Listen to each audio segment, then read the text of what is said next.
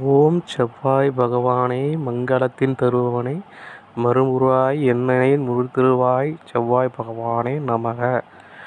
செவ்வாயை நினைத்தவனே நெவ்வாயை புரைவாயும் தெவ்வாயே நீயே இன்று ஆதித்தன் இரத்தத்தின் சிவப்பாய் சிவம்நின் கொண்டு திருமுருகனை வணங்கி வழுங்கொண்டாய் செவ்வாவே நமோ நமக.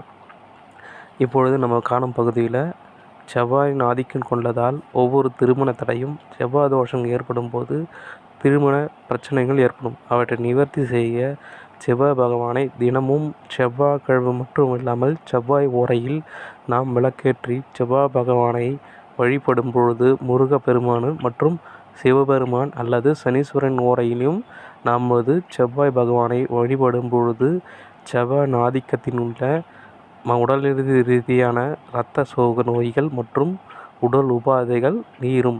அது மட்டும் இல்லாமல் நம்முடைய சங்கார செவ்வாயின் சிவபெருமானின் ஆதிக்கம் கொண்டவராகவும் ஓம் ருத்ர ரூபமாகவும் கொண்டவராக செவ்வாய் ஆதிக்கம் இருப்பார். அவர் உடல் உபாதைகள் மற்றும் தோல் சென பிரச்சனைகளும் மன ரீதியான பிரச்சனைகளும் மற்றும் தொழில் தடையும் திருமண வாழ்க்கை தடையும் மற்றும் இல்லற வாழ்க்கை பிரச்சனையும் ஏற்படுத்தும். இவற்றை தடைகள் நீக்கவும் செவ்வாய் ஓரையில் நாம் செவ்வாய் பகவானை மங்களமாய் நினைத்து மங்கனுவாய் திருவானே திருவடியின் சிவனாய் உருவமாய் கொண்டவனாய் முருகனாய் முறித்து வென்று திருமண நீ நீக்க வேண்டும் தடைகளை நீக்கி நானே உன்னை வழிகிறேன் என்று திருமண கொண்டவர்களும் மற்றும் ஒரு தொழில் தடை ஏற்படுபவர்களும் மற்றும் செவ்வாயின் பாதிப்பு ஏற்படுபவர்களும் செவ்வாய் பகவானை முருகனின் வழிபாடு நினைத்து அவர்களுக்கு செவ்வாய் பகவானுக்கு 6 விளக்கேற்றியும் முருகனுக்கு 7 விளக்கு ஏற்றியும் மற்றும் சிவனுக்கு 3 விளக்கு ஏற்றியும்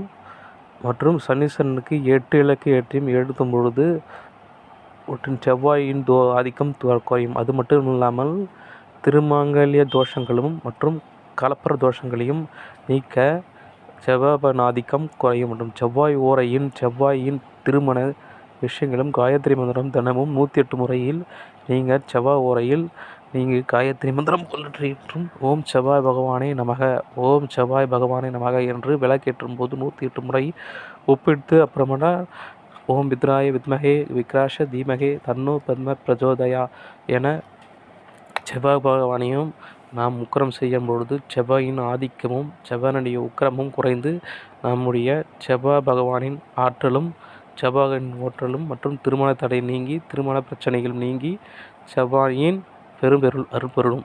இதுவே ஓம் செவ்வாய் பகவானே நமோ நமக. ஓம் செவ்வாய் பகவானே நமோ நமக.